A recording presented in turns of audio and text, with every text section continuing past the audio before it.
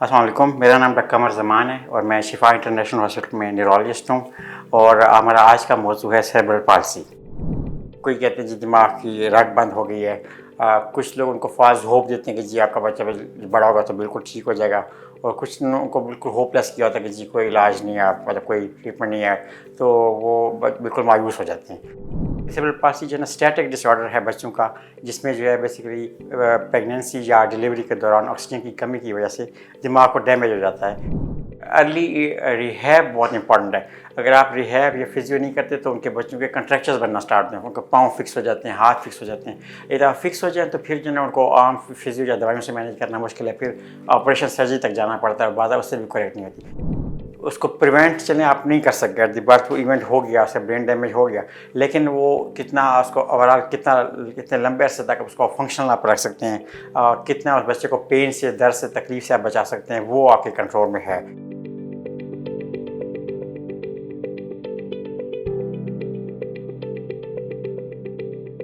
जो बच्चों के डिसऑर्डर हैं वो दो किस्म के हैं। एक को हम कहते हैं प्रोग्रेसिव, जो वक्त के साथ बढ़ने वाले हैं, और दूसरे हैं स्टैटिक, जो बढ़ते नहीं हैं और जो डैमेज एक वक्त हुआ वही परसिस्ट करता है। तो बेसिकली सेरेब्रल पाल्सी जो है ना स्टैटिक डिसऑर्डर है बच्चों का, जिसमें जो है बेसिकली प्रेगनेंसी या डिलीवरी के दौरान ऑक्सीजन की कमी की वजह से दिमाग को डैमेज हो जाता है, और ये बेसिकली अफेक्ट करता है उनकी मूवमेंट को, बच्चों की हरकत को।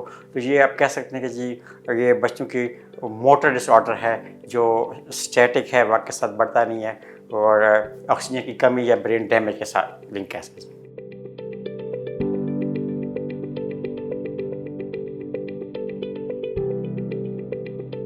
पाकिस्तान में जो है ना वो कहते हैं कि इसका प्रेवलेंस बाकी दुनिया के मुकाबले में डबल है। बाकी दुनिया में कहते हैं कि जी हर 1000 में 2 से 3 बच्चे अफेक्ट होते हैं, लेकिन पाकिस्तान में ऐसी रेशो जो है वो 4 out of every 1000 children affect होते हैं।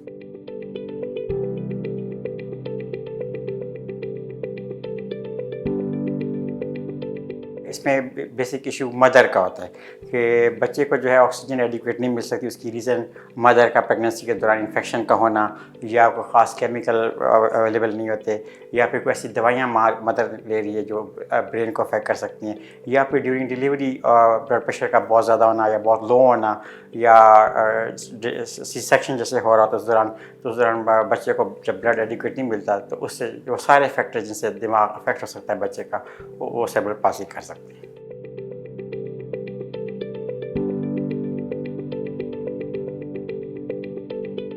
एक तो पैटर्न है कि जी मूवमेंट किस किस्म की होती हैं। अब उसमें जो है ना एक है जिसको कहते हैं हम स्पास्टिक्स। स्पास्टिक्स में ये कि जिस्म सख्त होता है, अकड़ाव होता है उसमें। दूसरा होता है एटेक्सिक, उसमें जी बच्चा बैलेंस नहीं रख पाता। और तीसरा जो है उसमें जो है उसमें कहते हैं डिस्काइनेटिक, मतलब उसमें एबनॉर्मल मूवमेंट्स होती हैं, जैसे बच्चा हिल रहा हो कंटिन्यूस। तो 3 मेजर टाइप्स है मूवमेंट की बेस पे।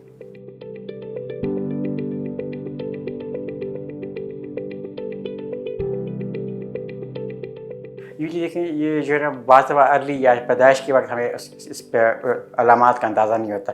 जैसे बच्चा अपने माइलस्टोन अचीव करता है, जैसे बैठना, खड़े होना, चलना, तो उस पर ये बेसिकली डिटेक्ट हो जाता है। अगर बच्चा जो है ना 1 साल से पहले आपको लगे कि वो एक साइड ज़्यादा मूव कर रहा है, राइट या लेफ़्ट, और या फिर उसकी एक साइड पे मुट्ठी बंद रखता है और एक साइड पे अकड़ाव है, तो आपको सस्पेक्ट करना चाहिए कि ये सेरेब्रल पाल्सी लाइकली हो सकती है। लेकिन वही है कि जब माइलस्टोन अबाउट 1 साल के बाद ही में ठीक से अंदाज़ा हो सकता है कि जी ये है या नहीं है। उससे पहले कि उनकी अलामात इतनी क्लियर नहीं होती।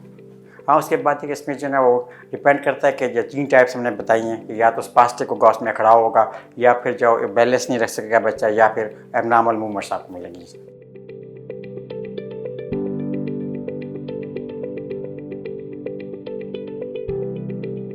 इसमें सबसे इम्पॉर्टेंट है कि हिस्ट्री बर्थ या डिलीवरी के दौरान जो हिस्ट्री है वो बहुत बड़ी इंपॉर्टेंट है।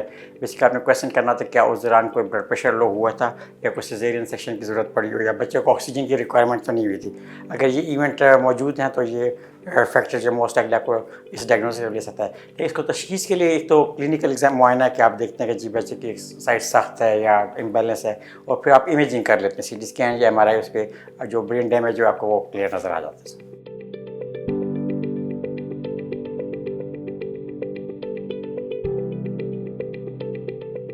अच्छा देखिए, इसमें जो है ना ट्रीटमेंट क्योर तो हमारे पास नहीं, क्योंकि ऑलरेडी ब्रेन डैमेज हो चुका होता है। लेकिन जो पेशेंट की अलामात हैं या सिम्टम है या उसकी फंक्शनल एबिलिटी, उसको हम बेहतर कर सकते हैं। अच्छा, उसमें ऑप्शन जो है ना वो एक तो फिजियोथेरेपी एंड रिहैब का बहुत इंपॉर्टेंट रोल है, जो बेसिकली अखड़ाव और सख्ती या कंट्रैक्चर जो बनते हैं उनको प्रिवेंट करने में हेल्प करता है। कुछ मेडिसिन हैं जो हमें हेल्प करती हैं ये एबनॉर्मल मूवमेंट्स में या अखड़ाव उसको कम करने में, लेकिन ये एक मल्टी डिसिप्लिनरी बेसिकली मैनेजमेंट होती है। इसमें बहुत सारे सिस्टम अफेक्ट हो रहे हैं। इसमें जो है लर्निंग बच्चों की अफेक्ट हो सकती है, उनको मिर्गी साथ में हो सकती है, हेयरिंग लॉस हो सकता है उनका, और बिकॉज फैमिली को ओवरऑल बहुत सारे इशू फेस करने पड़ते हैं, मतलब उनकी डाइट का मसाइल या बाज़ सलोरिया से वो सलाइवा गिरता रहता है मुंह से वो। तो बेसिकली ये मल्टी डिसिप्लिनरी है, ऐसे बहुत सारे स्पेशलिटीज़ इन्वॉल्व होती हैं। ऑर्थोपेडिक का भी रोल है, फिजियो रिहैब का भी रोल है, और मेडिसिन एंड न्यूरोलॉजी, ये सारे इसमें इन्वॉल्व होते हैं।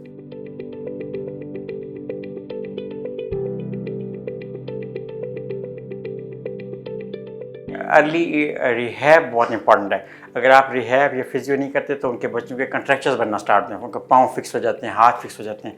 एक दफ़ा फिक्स हो जाए तो फिर जो है उनको आम फिजियो या दवाइयों से मैनेज करना मुश्किल है, फिर ऑपरेशन सर्जरी तक जाना पड़ता है और बाधा उससे भी करेक्ट नहीं होती। अगर आप स्टार्ट से अच्छी रिहैब करेंगे, अच्छी उनकी मेडिकेशन वगैरह मिलती रहेंगी, तो आप ये कॉम्प्लिकेशन प्रिवेंट कर सकते हैं। ये तो इसमें एज सुन एज पॉसिबल जब डायग्नोसिस हो गया तो उनको फिजियो रिहैब प्लस उनकी कंसल्ट या कंसर्न स्पेशलिटी वो स्टार्ट हो जानी चाहिए। जितना आप डिले करते जाएंगे वो इरिवर्सिबल हो जाती हैं चेंजेस, और ख़ास फेज़ के बाद फिर उसको आप बेहतर नहीं कर सकते।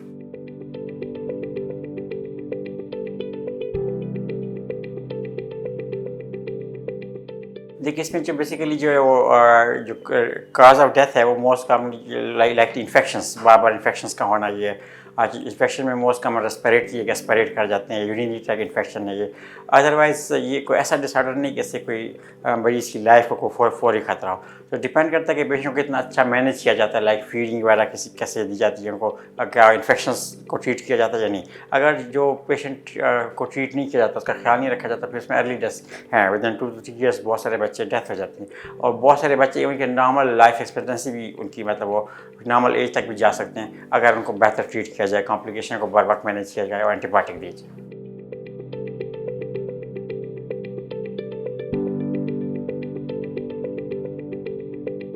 इसको प्रिवेंट करने के एक ही तरीका कि good mother and child care services आपके पास अवेलेबल होनी चाहिए, ताकि जो है जो है वो प्रीटर्म बेबीज़ अगर हैं उनको अच्छा मैनेज किया जाए। नंबर 2, एट द बर्थ आपके पास वेंटिलेटर या ऑक्सीजन सप्लाई और वो एडुकेट मैनेज, और डिलीवरी के दौरान जो है स्पेशली बहुत सारी मदर जो है वो ऐसे सेंटर्स में जहाँ पे वो शॉक में चली जाती हैं, उसको मैनेज करना मुश्किल होता है। तो अगर ये सर्विस अच्छी अवेलेबल होंगी हर जगह पे तो आप इसको प्रिवेंट कर सकते हैं।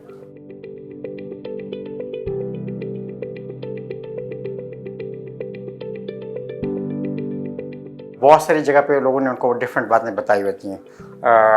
कोई कहते हैं जी दिमाग की रग बंद हो गई है, कुछ लोग उनको फास्ट होप देते हैं कि जी आपका बच्चा बड़ा होगा तो बिल्कुल ठीक हो जाएगा, और कुछ लोगों को बिल्कुल होपलेस किया होता है कि जी कोई इलाज नहीं है, मतलब कोई ट्रीटमेंट नहीं है, तो वो बिल्कुल मायूस हो जाते हैं। तो उसको प्रिवेंट चलें आप नहीं कर सकते, एट द बर्थ वो इवेंट हो गया, उससे ब्रेन डैमेज हो गया, लेकिन वो कितना उसको ओवरऑल कितने लंबे अरसे तक उसको फंक्शनल आप रख सकते हैं, कितना उस बच्चे को पेन से, दर्द से, तकलीफ से आप बचा सकते हैं, वो आपके कंट्रोल में है।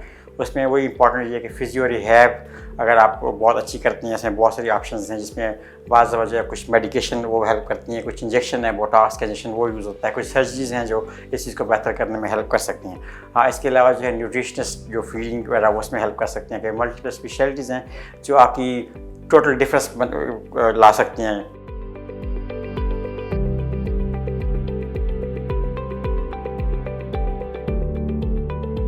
आपके टर्शरी केयर या लोकल हॉस्पिटल्स हैं, वहाँ पे जो हेल्थ केयर सर्विसेज हैं या नर्सेज हैं, डॉक्टर्स हैं, एक तो उनको खुद अवेयरनेस होनी चाहिए कि ये सेरेब्रल पाल्सी किस किस्म का डिसऑर्डर है और इसका प्रोग्नोसिस या आउटकम क्या होता है ये। तो अगर उनको नॉलेज बेहतर होगा तो वो फिर पेशेंट को बेहतर अवेयरनेस दे सकते हैं। दूसरा ये कि वो उनको सर्विसेज के बारे में बता सकते हैं कि जी कौन कौन सी सर्विसेज अवेलेबल हैं जो उसको हेल्प कर सकती हैं। जिसमें रिहैब, फिजियो, जिसको बहुत अंडर एस्टिमेट किया जाता है हमारी कंट्री में, लोग उसको बहुत ज़्यादा वैल्यू नहीं देते, लेकिन वो मेन चीज़ है जो हेल्प करती है कॉम्प्लिकेशंस को प्रिवेंट करने में।